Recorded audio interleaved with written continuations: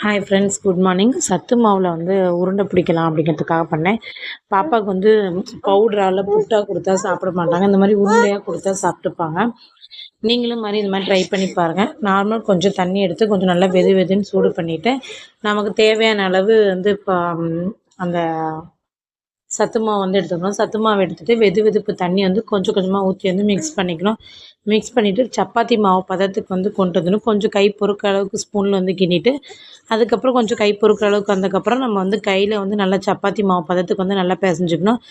பிசைஞ்சிட்டு நெய் வேணுங்கிறவங்க நெய் போட்டுக்கலாம்.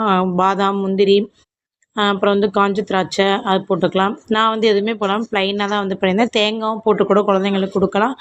நான் இன்றைக்கி டைம் ஆகிடுச்சு, அதனால் சிம்பிளாக வெறும் தண்ணி மட்டும் போட்டு பண்ணேன்.